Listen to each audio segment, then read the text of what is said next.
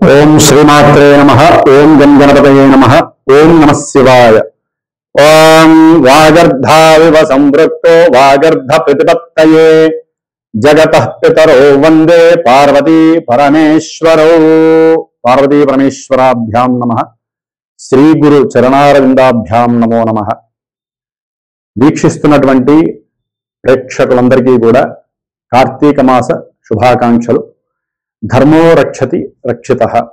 మన యొక్క సనాతన ధర్మాన్ని మనం కాపాడుకుంటూ రక్షించుకున్నట్లయితే మన యొక్క ఆచారాలు సాంప్రదాయాలని మనం గనక నిత్యము ఆచరిస్తూ దైవానుగ్రహాన్ని పొందటానికి జపరూపేణ, నామరూపేణ, స్తోత్ర రూపేణ, హోమరూపేణ లేదా అభిషేక రూపేణ, కీర్తన రూపేణ ఏదో రూపేణ మనము ఆ భగవద్ ధ్యానాన్ని గనక ఆచరించినట్లయితే శరీరము, మనసు, బుద్ధి అట్లాగే పంచేంద్రియాలు ఇవన్నీ కూడా చక్కగా నిలబడి మన యొక్క జీవితం మొత్తము కూడా శాశ్వతమైనటువంటి ఎన్నో శుభ ప్రక్రియల్ని అనుభవింపజేస్తూ జన్మ సార్థకతని ప్రసాదిస్తూ ఉంటాయి. ముఖ్యంగా వీక్షిస్తున్నటువంటి ప్రేక్షకులందరూ కూడా ఒక విషయాన్ని గుర్తుపెట్టుకోండి. ఈ గోచార కాలచక్రము మనకి శరీరం బట్టిది. ఎందుకంటే ఇది చంద్రుడికి సంబంధించినటువంటిది. మనం జన్మించినటువంటి సమయంలో డేటు, టైము, ప్లేసు ఏదైతే ఉంటాయో అవి మాత్రమే మనకి ప్రాణం లాంటిది. ఎందుకంటే ఆ సమయానికి మనం పుట్టిన ఆ సమయానుకూలంగా మాత్రమే మనకి ఒక లగ్నము అనేటటువంటి ఒక ప్రాణము ఏర్పడుతుంది సూర్యుడి యొక్క ఉదయం ద్వారా అస్తమయం ద్వారా. కాబట్టి ఆ లెక్కల ద్వారా ఏర్పడినటువంటి ఈ ప్రాణము అంటే జన్మ లగ్నం అనేటటువంటిది దాన్ని బట్టే మనకి ఏ ఏ భావాలు ఏ విధంగా ఉంటాయి. అది ఆరోగ్యము, ధనము, విద్య, సహాయ సహకారాలు, ఇట్లా ముఖ్యంగా వివాహము, సంతానము, కర్మ, ఉద్యోగము, వ్యాపారము, అభీష్ట సిద్ధి, చివరికి మనం పోయేటటువంటి నిద్ర ఇవన్నీ కూడా ఆ భావాల్ని బట్టి మాత్రమే ఆధారపడి ఉంటాయి. మరి అట్లాగే దశలు, అంతర్దశల్ని బట్టి కూడా మన యొక్క జన్మజాతకం రీత్యా మాత్రమే ఇప్పుడు కాలమానంలో ఈ గోచారము అన్వయిస్తూ ఉంటారు. కాబట్టి జన్మ గోచారము అంటే ఇప్పుడు చెప్పేటటువంటి ఈ మేషరాశి నుంచి ద్వాదశ రాశి ఫలితాలు మీనరాశి వరకు కూడా కొంతవరకు మాత్రమే మనం అన్వయించుకోవడానికి అవకాశం ఉంటుంది.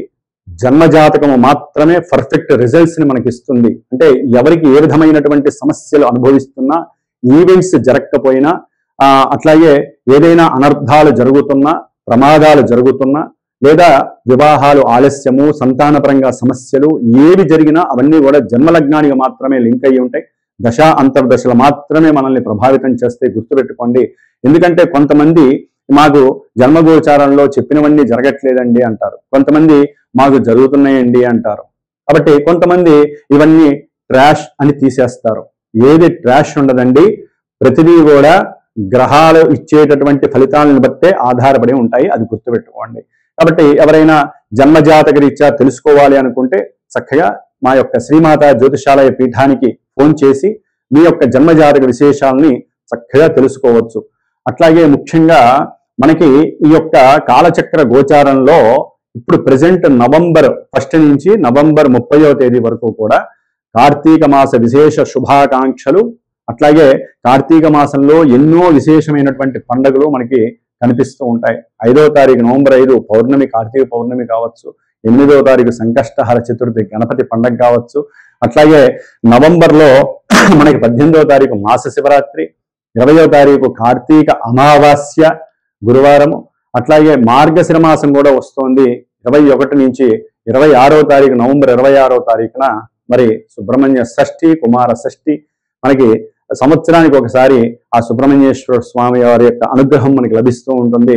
కాబట్టి వివాహం కానటువంటి వాళ్ళు, ఆలస్యమైనటువంటి వారు, దంపతుల మధ్య ఏదైనా ఎడబాట్లు జరిగినటువంటి వాళ్ళు, అట్లాగే జన్మజాతకంలో కుజదోషాలను ఉంటాయి. మన జన్మజాతకంలో లగ్నం నుంచి, చంద్రలగ్నం నుంచి కూడా 1, 2, 4, 7, 8, 12 ఈ స్థానాల్లో కుజగ్రహం ఉన్నా, కుజగ్రహ దృష్టి ఉన్నా కూడా, కుజ శుక్రుల సంబంధము ఉన్నా కూడా ఎన్నో రకాలైనటువంటి సమస్యలు వివాహపరంగా కావచ్చు, సంతానపరంగా కావచ్చు, ఇట్లా కుజదోషాలని మనకి ఎన్నో ఇబ్బందులు. కాలసర్పయోగ దోషంలో కూడా కుజగ్రహ ప్రభావం ఉంటుంది. అట్లాగే ముఖ్యంగా 28వ తారీఖు కాలభైరవాష్టమి. కాబట్టి ఇన్ని రకాల పండుగలు మనకి కార్తీక మాసంలో కనిపిస్తున్నాయి, మార్గశిర మాసంలో.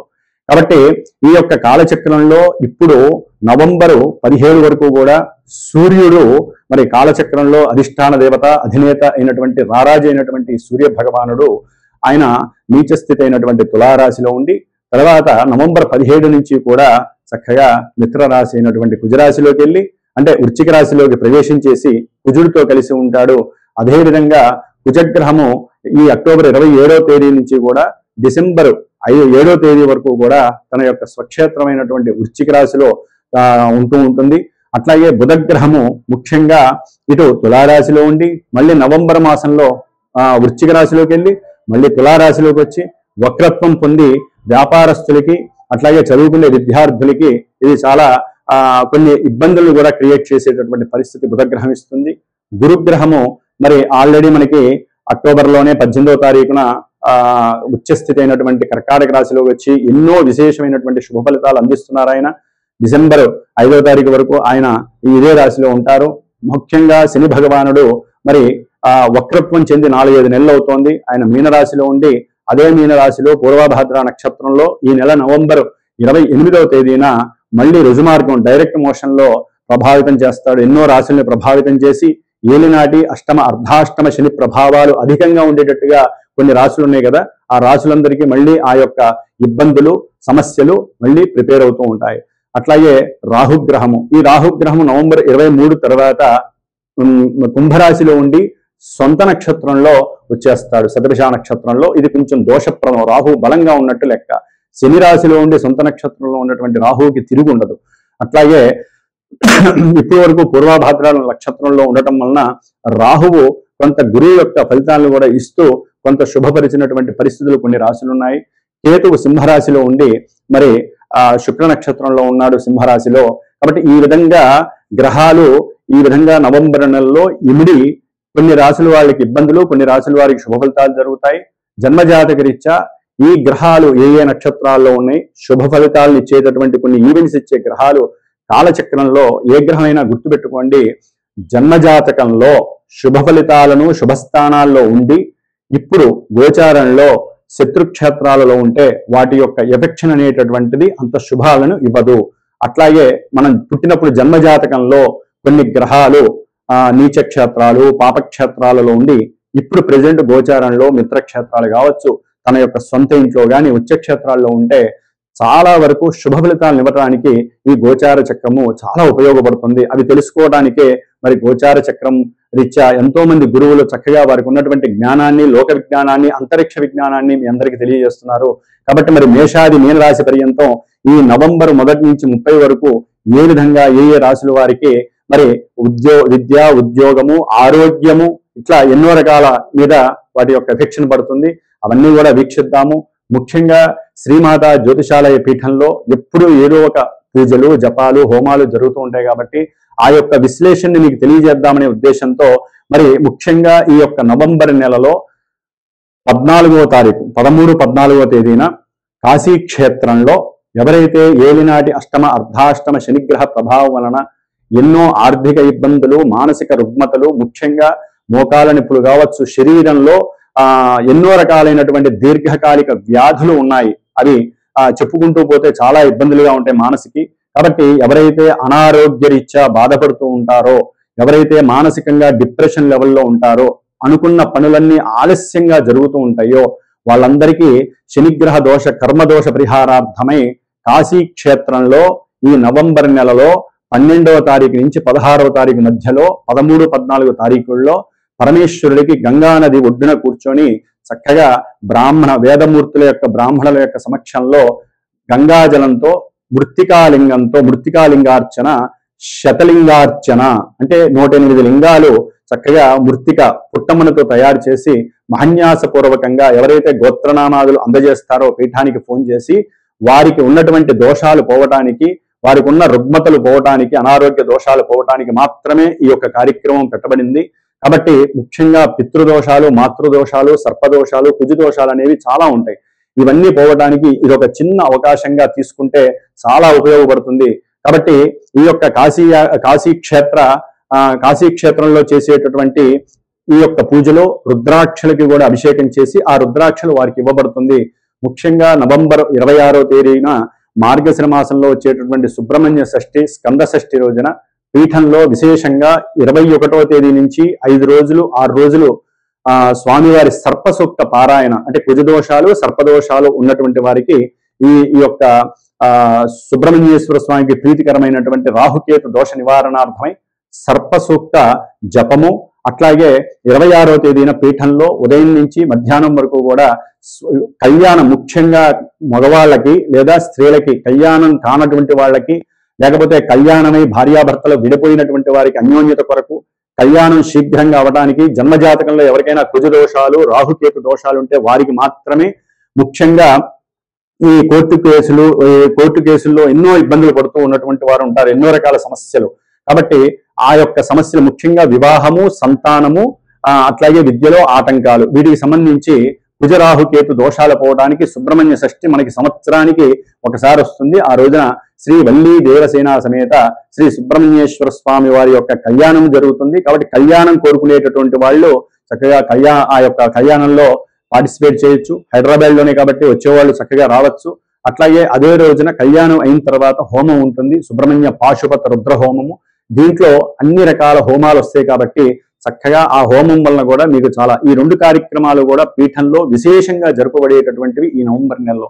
కాబట్టి ఎవరైనా సరే పాల్గొనదలిచే వాళ్ళు ప్రత్యక్షంగా అయినా రావచ్చు. దూర ప్రాంతాల్లో ఉన్నటువంటి వాళ్ళు మా యొక్క పీఠానికి ఫోన్ చేసి మీ గోత్రనామాదులు ఇచ్చి దానికి తగినటువంటి దక్షిణని అందజేయగలిగితే గనక మీకు చక్కగా ఆ యొక్క కార్యక్రమాలు చేసి వాటి యొక్క ఫలితాన్ని ఇవ్వగలిగేటట్టుగా ఈ యొక్క పీఠము నిర్వహించబడుతోంది. కాబట్టి ఇప్పుడు మనం మేషాది మీనరాశి పర్యంతం ఉన్నటువంటి 12 రాశి ఫలితాలని గురించి చక్కగా విపులీకరించి సూక్ష్మీకరించి తెలుసుకునే ప్రయత్నం చేద్దాం. ఓం గం గణపతయే నమః. ముఖ్యంగా శుక్రుడికి సంబంధించిన సుగంధ ద్రవ్యాలు వ్యాపారస్తులు కానివ్వండి, జ్యువెలరీ వ్యాపారస్తులు, అట్లాగే చేనేత కార్మికులు, అదే వస్త్ర వ్యాపారులు, వీళ్ళందరికీ కూడా చాలా మంచి యోగదాయకమైనటువంటి సమయం లభిస్తోంది. మంచి ధనము, అంటే భార్య, అంటే ఈ కుంభరాశి వారికి సంబంధించినటువంటి భార్యాభర్తలు సంప్రదించుకోవటము, లేదా వెహికల్కి సంబంధించినటువంటి, లేకపోతే ఇలాంటి బంగారపు, లేదా వస్త్రాలకి సంబంధించినటువంటి, పత్తికి సంబంధించినటువంటి ఇలాంటి వ్యాపారాల యందు సుముఖత చూపిస్తూ ఉంటారు. రియల్ ఎస్టేట్ వ్యాపారం కూడా వీరికి ఎక్కడో ఒకరు అవకాశం కలుగుతూ ఉంటుంది. ఇట్లా చేసుకుంటే బాగుంటుంది, ఈ వ్యాపారంలో మీరు ఇంత ఇంటర్ఫీర్ అయితే బాగుంటుందని కొంచెం అక్కడ ఆలోచించండి. ఎందుకంటే రవి 10లో ఉండటం ద్వారా గవర్నమెంట్ పరమైనటువంటి ఉద్యోగ అవకాశాలు వీరికి సక్సెస్ కలగడానికి అవకాశం ఉంటుంది. కానీ వ్యాపారంలో ఈ సేల్స్, అంటే మీరు ఏదైనా గృహాలని అమ్మటము, దాని ద్వారా ధనాన్ని, అంటే పాత గృహాలు ఉంటాయి కదా వాటిని అమ్మటము, లేకపోతే రీసేల్ చేసేటటువంటి వ్యాపారం రియల్ ఎస్టేట్లో ఉంటాయి, వాటిని అమ్మడం ద్వారా కూడా మీకు ఆకస్మికంగా కొంత ధనలాభం కలగడానికి అవకాశం ఉంటుంది. ఏదేమైనప్పటికీ రవి వీరికి ఈ యొక్క నవంబర్ 17 తర్వాత కొంత అనుకూలమైనటువంటి ఉద్యోగాలలో చాలా మార్పులు కలుగుతాయి. ఎప్పటి నుంచో అంతర్గతంగా బాగా మసులుతూ ఉంటుంది వీరికి ఉద్యోగం ఇవ్వాలా వద్దా అని, అది సక్సెస్ అయ్యే అవకాశం కూడా కలుగుతుంది. రవి గ్రహం చాలా అనుకూలిస్తుంది, గురువు యొక్క అనుకూలత. కాబట్టి సేవకా వృత్తిలో మీకు గుర్తింపు లభిస్తుంది. మంచి ఆ ఉద్యోగం ద్వారా ఉన్నతమైనటువంటి కీర్తి, ఉన్నతమైనటువంటి అనుకూలత కలుగుతుంది. ఒకవేళ ఏదైనా మీరు గృహ కట్టడాలకో లేకపోతే భూమి పరంగా ఏదైనా అప్పు చేస్తుంటే అది ఈ ఉద్యోగం ద్వారా కొంత అభివృద్ధి కలిగి, ధనపరంగా వృద్ధి కలిగి మీకు చక్కగా అవన్నీ అప్పులు తీర్చే పరిస్థితి కూడా కనిపిస్తుంది. ఏదేమైనప్పటికీ కూడా జాతకంలో మీకు ఏదైనా కొంత ప్రతికూలమైన పరిస్థితులు ఉంటే తప్ప ఆ గోచారంలో మాత్రము కొంత రవి బలము బాగుంది, కుజబలము బాగుంది. అట్లాగే గురుడు ఒక రకంగా 6లో ఉండటం ద్వారా అనారోగ్యపరంగా, అంటే హార్ట్ పరంగా కావచ్చు, లేకపోతే ఏదైనా బ్యాక్ పెయిన్స్ ద్వారా ఇలా ఏదైనా కొంచెం అనారోగ్య సమస్యల వలన ఆర్థికంగా నష్టపోతారేమో కానీ, లేకపోతే ప్రయాణాల పరంగా కొంత ధన నష్టం ఉంటుందేమో కానీ, ఒక రకంగా ఉద్యోగపరంగా అయితే కొంత అనుకూలమైన పరిస్థితులు. గవర్నమెంట్ జాబ్స్కి మాత్రం ఇది అనుకూలమైన సమయంగా మీరు భావించవచ్చు. అయితే కుంభరాశి రాశిలోనే రాహువు, సప్తమంలో కేతువు, రాహుకేతువుల దోషం మంచిది కాదు. కాబట్టి ఈ నెలలో మనం చేసేటటువంటి పీఠంలో చేసేటటువంటి సుబ్రహ్మణ్య హోమం కానీ, లేకపోతే కాశీ క్షేత్రంలో చేసేటటువంటి శనికి సంబంధించిన దోష పరిహారార్థం చేస్తున్నాం. కాబట్టి ఈ యొక్క శివ శతలింగార్చన కార్యక్రమంలో కానీ చక్కగా పాల్గొనే అవకాశం తీసుకోండి. లేదా మీ దగ్గరలో ఉన్నటువంటి శివాలయంలో రుద్రాభిషేకము లేదా సుబ్రహ్మణ్య స్వామికి మీరే వెళ్ళి పాల్గొయడము ఇలాంటివన్నీ చేసుకొని మీకు ఉన్నటువంటి భార్యాభర్తల మధ్య ఎడబాటు లేకుండా కాపాడుకోవడానికి ప్రయత్నం చేయండి. అనవసరంగా మాట అనుకొని లేనిపోని సమస్యలు సృష్టించుకోకండి. అట్లాగే సంతాన రీత్యా ఒక్కోసారి అనుకూలంగా ఉంటుంది, ఒక్కోసారి వారికి అది బెడిసి కొట్టి లేనిపోని అవమానాలు భంగపాటులు కలిగటము, అట్లాగే మీ యొక్క మేధస్సు అకస్మాత్తుగా లోపభూయిష్టం కావటము, బుద్ధిమాంద్యం కలగటము ఇలాంటివి కూడా కలగటము, లేదా సంతానానికి సంబంధించినటువంటి అనారోగ్య లోపాలు కొంచెం మిమ్మల్ని బాధిస్తూ ఉంటాయి. ఇంతదాన్ని అంత చేసుకోవటం అనారోగ్యాన్ని, ఇది మీ బుద్ధికి పరీక్షగా మీరు భావించండి. ఏ విషయంలో కూడా మీరు ఎక్కువగా అతిగా ఆలోచించకండి, దానివల్ల లేనిపోని మానసిక డిప్రెషన్స్ కలుగుతాయి. కాబట్టి మీరు చక్కగా శనిగ్రహానికి రాహుకేతు గ్రహాలకు సంబంధించినటువంటి దుర్గాదేవి ఆరాధన, హనుమత్ ఆరాధన, సుబ్రహ్మణ్య ఆరాధన మీకు సమస్తము ఎల్లవేళలా శ్రేయోదాయకము. ఓం శ్రీ సుబ్రహ్మణ్యేశ్వరాయ నమః. వీక్షిస్తున్నటువంటి ప్రేక్షకులందరికీ ఒక చిన్న విన్నపం ఉంది. మనకి ఈ యొక్క కమ్యూనికేషన్ అంటే ఇంటర్నేషనల్ కమ్యూనికేషన్ కావచ్చు, దూరాభారాల్లో ఉన్న వాళ్ళు కావచ్చు, మనకి దగ్గరలో ఉండి ఎప్పుడు మనం సెల్ ఫోన్ వాడుతూ ఉంటాం. ఆ సెల్ ఫోన్లో ఎక్కువగా యాక్టివేట్ చేసేది మనం వాట్సాప్. అంటే కమ్యూనికేషన్లో ముఖ్యమైనటువంటి భాగం ఏదైనా అంటే సెల్ ఫోన్లో వాట్సాప్. తెల్లారు లేస్తే వాట్సాప్ ఆన్ చేస్తే మన బంధువుల ద్వారా కావచ్చు, ఆయన ద్వారా కావచ్చు, తల్లి తండ్రి కొడుకు ఎవరైనా సరే ఆ వాట్సాప్ అనేటటువంటి ఆ వాట్స్ యాప్ని ఎక్కువగా యూజ్ చేస్తూ చాలా తన్మయత్వాన్ని, ఆనందాన్ని, ఎక్కడెక్కడ విషయాలని మనం చేరవేసుకుంటూ వాట్సాప్ అనే ద్వారా చక్కగా వీడియో కాల్లో మాట్లాడతాం, మామూలుగా వాయిస్ కాల్ మాట్లాడతాం, మెసేజ్లు పంపిస్తూ తీసుకుంటూ ఉంటాం. మరి ఇటువంటి వాట్సాప్ని మరి ప్రస్తుత పరిస్థితుల్లో మరి ఇది అమెరికా యాప్ అని చెప్పి విన్నాను. మరి అమెరికాలో ఉన్న ఫ్లక్చుయేషన్స్ వలన మరి దేని వలన తెలియదు, వాట్సాప్ అనేటటువంటిది మనకి పెద్ద అగాధమైనటువంటి విషయం అయిపోయింది. వాట్సాప్లో మెసేజ్లు నెలకి ఇన్ని మాత్రమే పరిమితం చేస్తూ ఒక వ్యక్తికి ఒక మెసేజ్ చేస్తే అది పోతోంది. ఒక 250 మందికి మెసేజ్ చేయాలంటే ఒక్కసారే జరుగుతోంది. కాబట్టి మనకున్న కమ్యూనికేషన్ దెబ్బతింటోంది. కాబట్టి మన ఇండియాలో జోహో అనేటటువంటి ఒక తమిళ్ యాప్, తమిళియన్ ఒక ఆయన మరి అరట్టాయ్ అనేటటువంటి వాట్సాప్కి ప్రత్యామ్నాయంగా ఈ మెసేజెస్ కానీ ఏదైనా సరే మనకున్న టాలెంట్తో ఆయన ఏర్పాటు చేశారు. కాబట్టి దీన్ని మనం ఎరట్టాయ్ అనేటటువంటి ఈ వాట్సాప్ బదులు మనం ప్రత్యామ్నాయంగా పెట్టుకుంటే మన కమ్యూనికేషన్ వ్యవస్థ దెబ్బతినకుండా ఉంటుంది. ఎందుకంటే ఉద్యోగాలు కావచ్చు, వివాహాలు కావచ్చు, మ్యాట్రిమోనీస్ కావచ్చు, జ్యోతిష్యం కావచ్చు, లేకపోతే మీకు శుభ పరిణామాలు, శుభ విషయాలు తెలియాలన్నా, ప్రపంచంలో జ్ఞానం, లోక జ్ఞానం తెలియాలన్నా వాట్సాప్ మీదే ఆధారపడి ఉన్నాం. ప్రస్తుత పరిస్థితుల్లో మనకి వ్యక్తులతో సంబంధం లేదు. మనకి ఈ యొక్క కమ్యూనికేషన్ వ్యవస్థ పడిపోకూడదు. సత్సంబంధాలు అనేవి ఆల్రెడీ కుటుంబాల్లో దూరం అయిపోయినాయి. ఏదో వాట్సాప్లో ఉన్న మనం ఆ సత్సంబంధాలని మనం చక్కగా అనుభవిస్తున్నాం. కాబట్టి అందరూ కూడా గుర్తుపెట్టుకోండి, అరట్టాయ్ అనేటటువంటి ఇండియన్ యాప్ని అందరూ చక్కగా పెట్టుకోండి. ఎందుకంటే నేను మీకు విషయం చేయాలన్నా మీరు ఆ అరట్టాయ్ యాప్లో ఉండాలి. కాబట్టి చక్కగా ఈ యొక్క యాప్ని అందరూ డౌన్లోడ్ చేసుకోండి. చక్కగా ప్లే స్టోర్కి వెళ్ళి అందరం కూడా ఈ యొక్క యాప్ ద్వారా మళ్ళీ మన యొక్క కమ్యూనికేషన్ పునరుద్ధరణం చేసుకుంటాం.